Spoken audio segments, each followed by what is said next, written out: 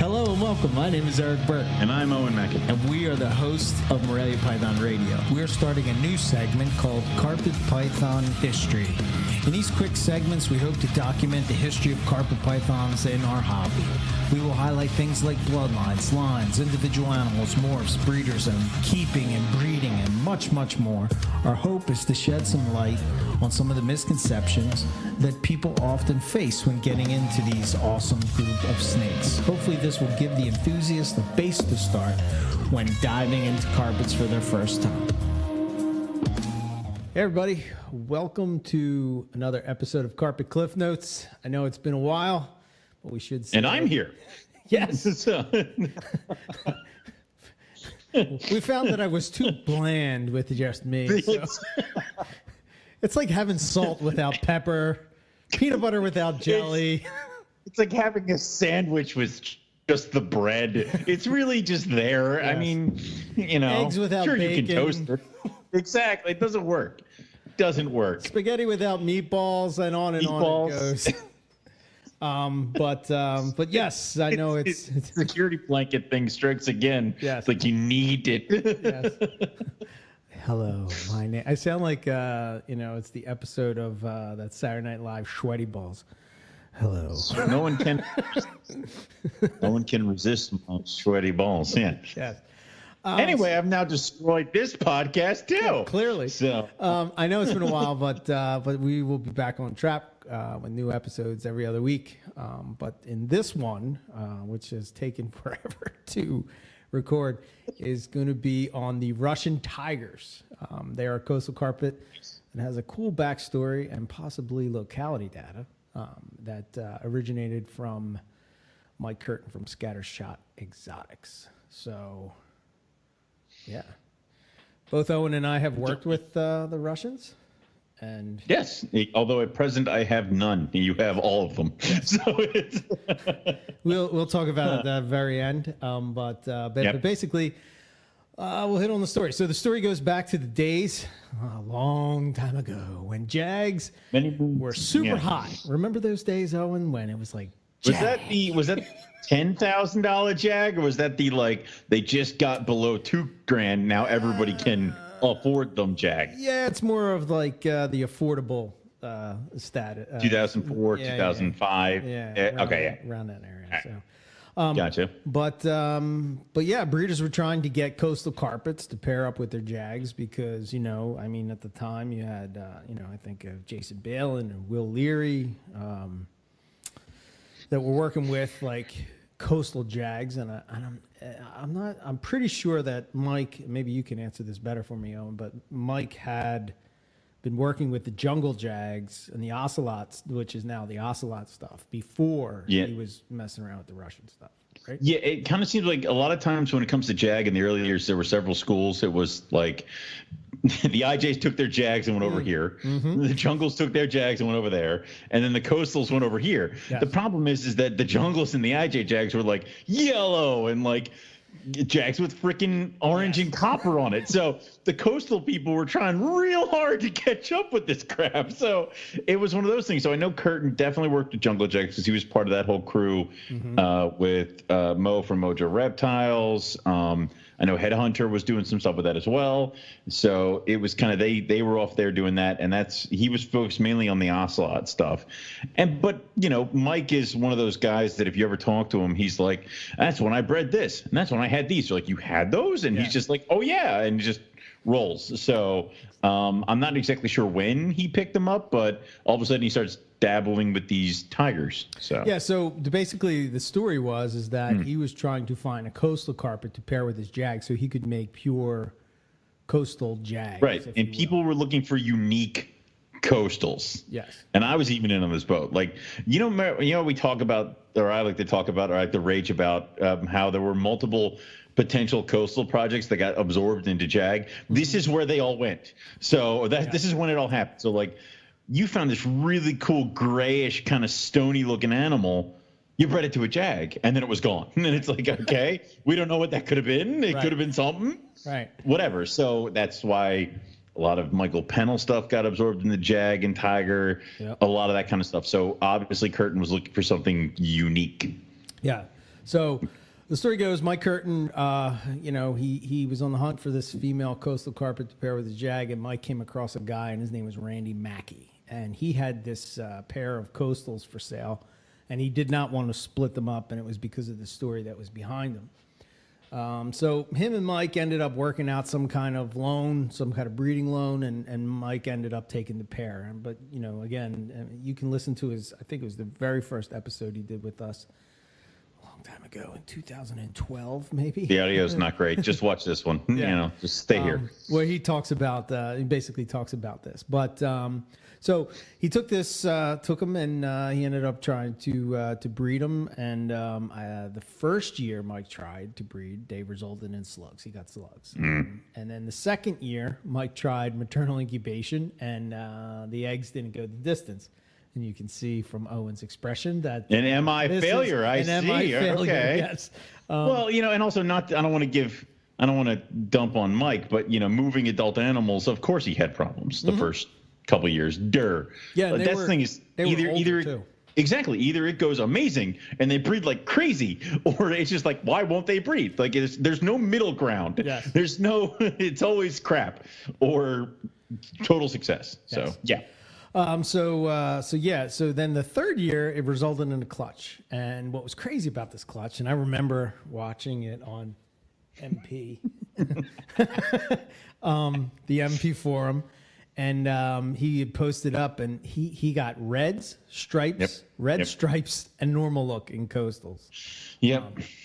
So my female that I have came from this clutch. I'm not sure where your male came from. Was it a later year or was it this year? What year was that? Do we know the number? What is my girl? 2013, I believe. I don't even know. Oh, shame. I want to say either mine was that year or the year after. Yeah. Well, you're going to tell you how you grabbed yours because that story's pretty cool too.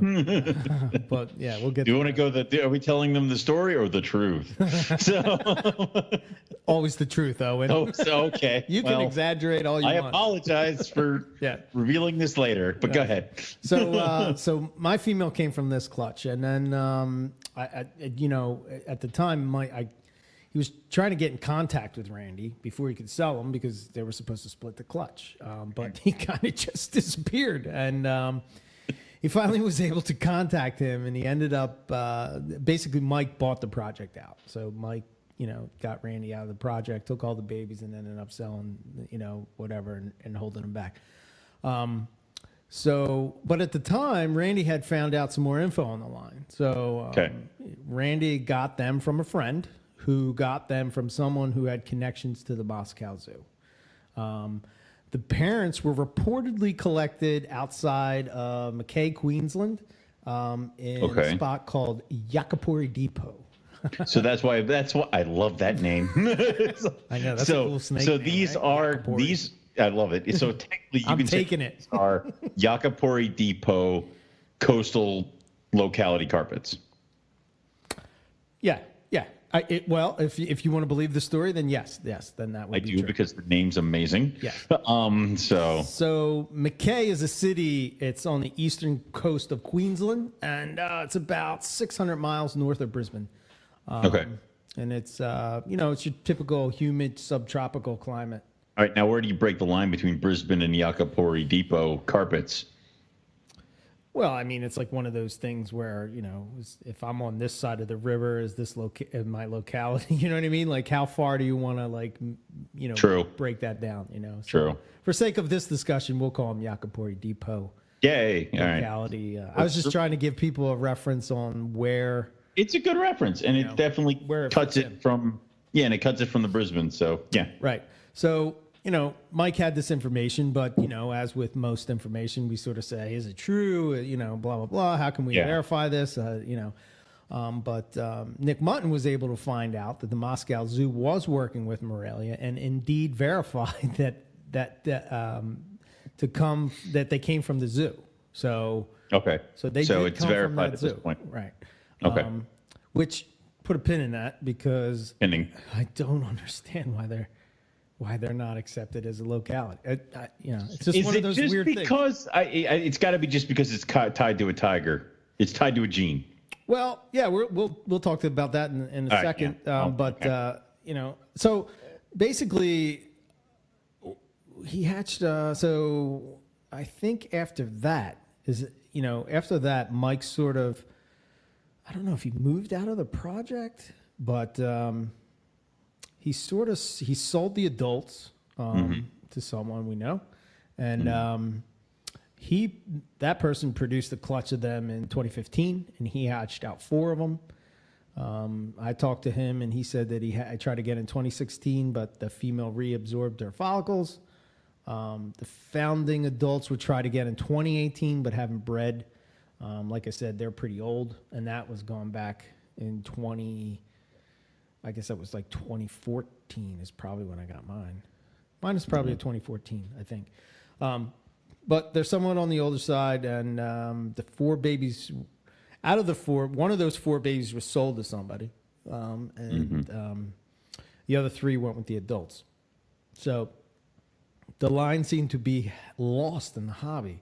What's weird about this one, and Owen, you're probably the only guy that I knew that had a pair. It was one of those things where people bought 1 or 2 because they already had a tiger, and they just bought a Russian tiger to breed this tiger to that tiger, and then either sold the pair of animals or one died or whatever, and they just get lost into the ether. And it's like, wait, nobody kept pairs of these things? Yes. Like, it was like, bullshit. And like, and it was just one of those things where everything, the Russian tiger got rolled into Tiger and Peterson. And there's a couple people out there who produce amazing tigers. And if you trace it back, what is it? Billy Hunt this week hatched out a bunch of really good looking red tigers. Oh, yeah. And one of his animals is Russian line. Okay. Yeah. So he's crossing them, right? He did like a cross. Yeah, he's out crossing. It's sort of what I think most people were focused on the tiger part of it. Right. And this was for me. Right. I noticed, at least with my female, it had like a lot of this black tipping. They're not fantastic tigers. Well, I kind of like the look, but it was like Balin's red. The original. You want to say that red? What we call it, tri-stripe red coastal tigers? or whatever it was. Oh, The yeah, one he well, bred with those. Right. It was basically Balin's first year of red tigers. Right. Lots of tipping, broken stripes, yada, yada, yada. Right. Not what you'd expect when you think tiger. Right. Everybody wants 3 stripes, 2 one on each side and 1 down the back. Right. And you might not get that with the Russians. You're also going to get a ton of tipping. But they have some killer colors and stuff in the background. Like it's, and also the tipping really makes them look better. Yes. So I think I think so too. So it's just the way it is. And also, none of them look alike. It's just like none of them look the same. Yes. Highly variable clutch for sure. It is. And it's just one of those things where, it just seemed like everybody kind of didn't have any and they were gone. Yeah. So I know Eric Hernandez is another guy that's working with that line, but he's been breeding them with, like, this season he had eggs from a pairing he did with his red jags. Right, which is, probably what, if you can't do the tiger, lean on the red. And it's cool looking reds, to tell you that. So, yeah. So I guess, I will say this. On a side note, it's a little confusing for me. I know why they called them Russian tigers, obviously because they were striped, and that's where the tiger part comes from. And because they came from the Moscow Zoo, it was Russian tigers. I think the red part got added in because, I think when Mike hatched the second clutch and he saw that there was reds, he's like, oh, okay, this line throws reds, Yeah.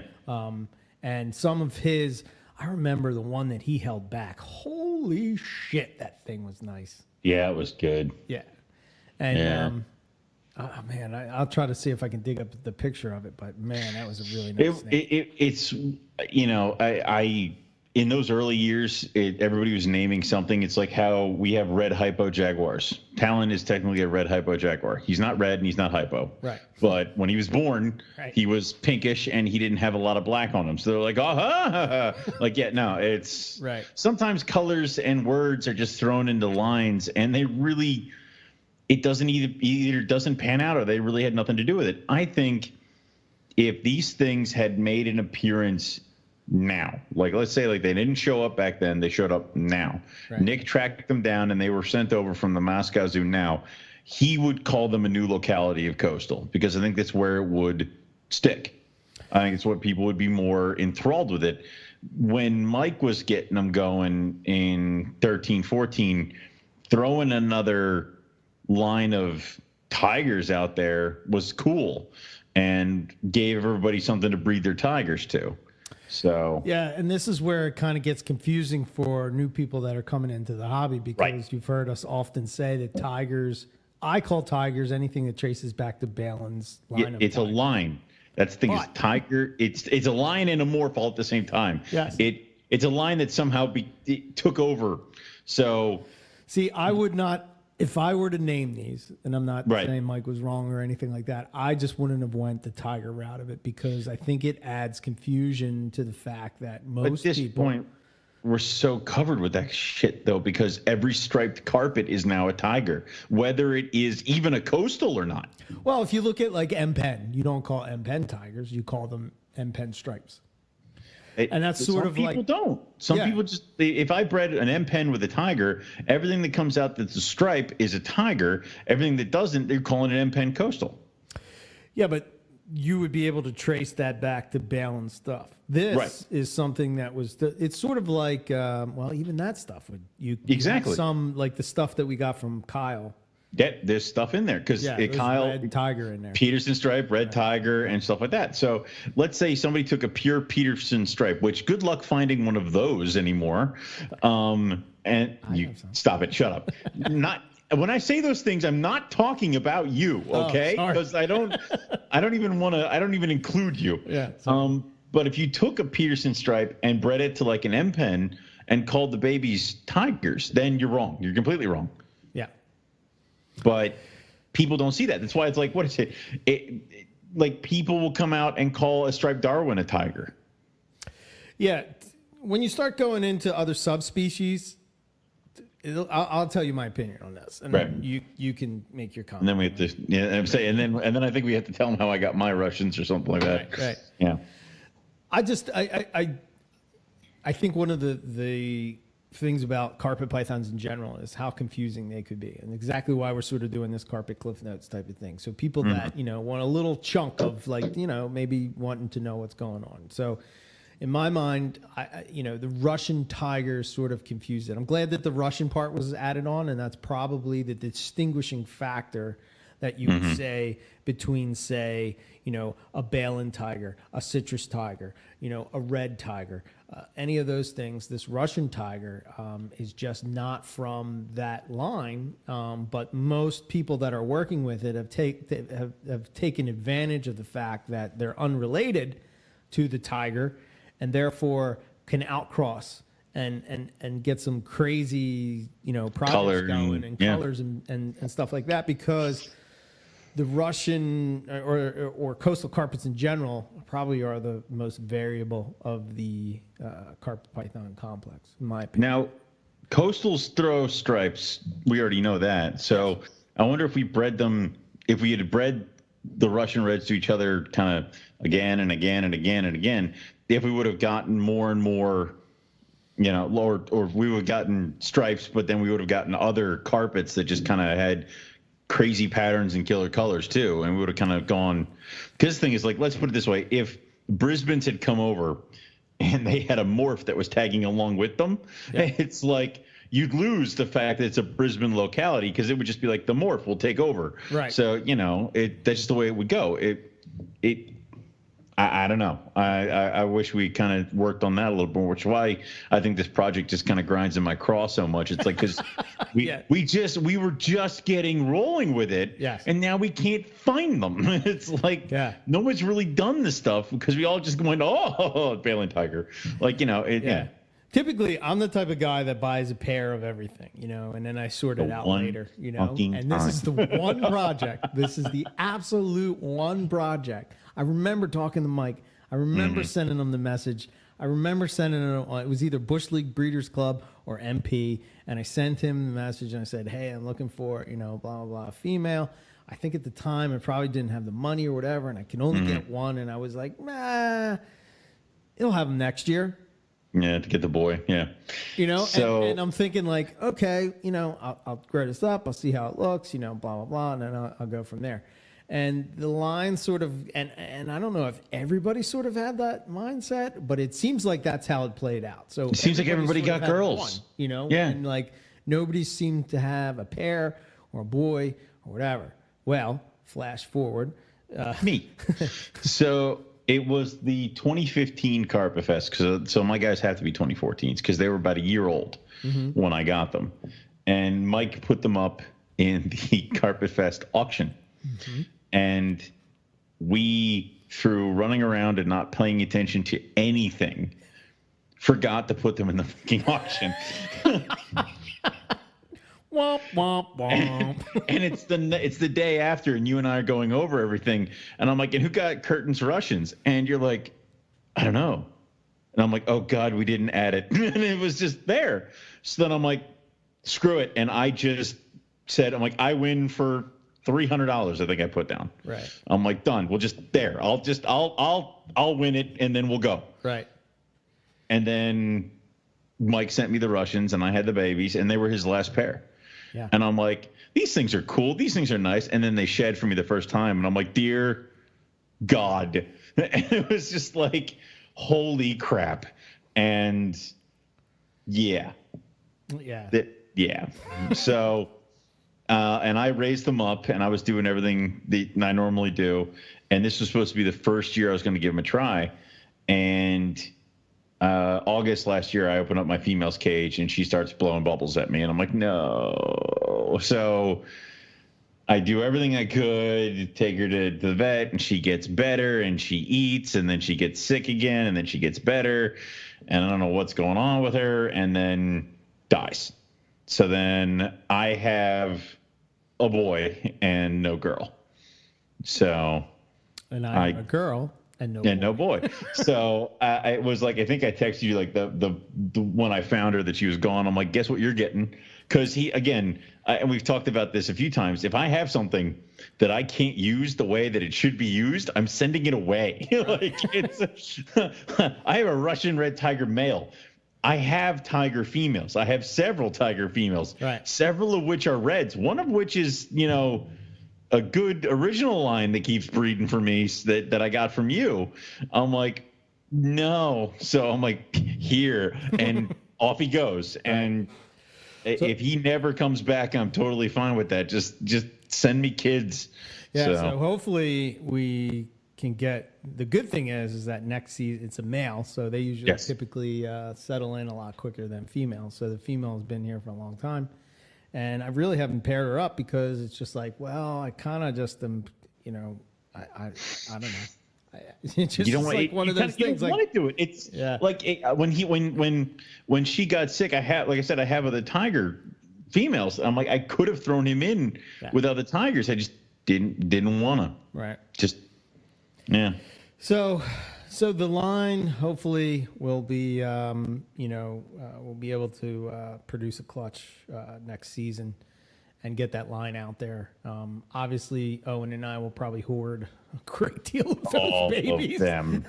And this is a coastal project, and Eric's involved, and I want them. We might charge people $1 to look at them. Yeah. Like, no, these are mine. Probably would send out. I'd send a boy to Eric and Billy, because they're working with the line. That's it. And that's pretty much it. You know what I mean? Like, sorry if you're not on the short list, but you'll have to wait till 2022. If you talk to me and I know for a fact that you have a Russian red female that you don't have a male, I'll send you a boy. But yeah. So yeah, I mean, it's a cool project. I would look at this as a couple different ways. If you're looking to do a breeding project, this is a line that you can sort of breed to the tigers and outcross them, and some incredible results are there. So if you don't feel like waiting until me and Owen breed them, you can hit up like Billy or Eric and see what he's got.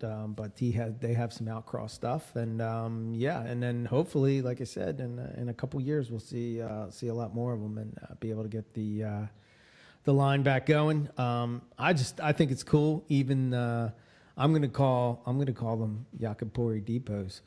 I kind of demand that now. You know, I mean, Like, I don't want this to, is like, such oh, a the Russian cooler Red name. Tigers. No, you mean the Yakapuri depots.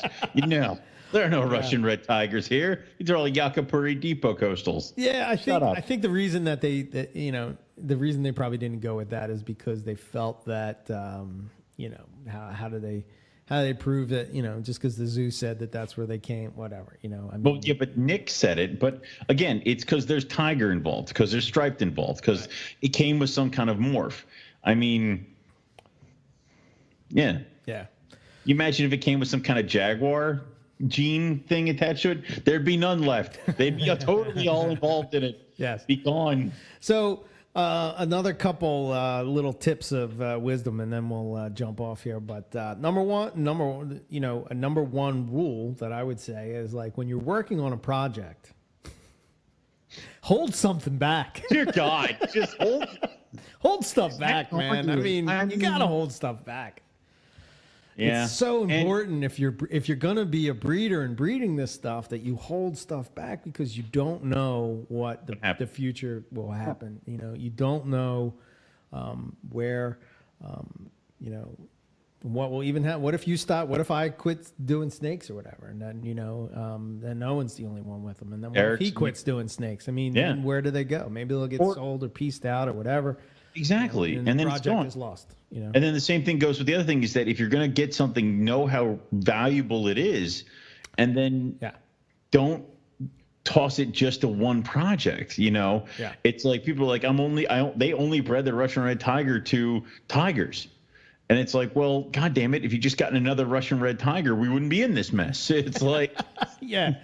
So the important thing with the other important thing that I would say is that, like, when you're doing this, you want to establish what I call the base. If it's similar to, like, what happened with poison ivy. It's like the first breeding that was done with poison ivy was to a jag. But why wouldn't you just breed it to an IJ to make more IJs, so that you could say, okay, I can breed it to a jag next year, but I can't ever take that out. I can't back that out. So the idea that you're gonna, morph it up, yeah, man, morph it up, but knock yourselves out. Russian Red Tigers with Russian blood are gorgeous. Billy's new tigers, pretty as all kinds of hell. Yeah. The tiger I have that's Russian line, that is not the one I sent to you. Right. She's gorgeous, but breed it together. Further the project, and then go off on your own little branch to do whatever the hell you want over there. Breed it to a diamond for all I give a shit. Right. But breed it to something else that gives it the base to everybody. Yeah. So that's albino Russian red reduced diamond. My heart hurts. That's where I got to stop. So thanks for listening to Carpet Cliff Notes. And if you want more in-depth discussions about Morelia or carpet pythons, be sure to check out Morelia Python Radio.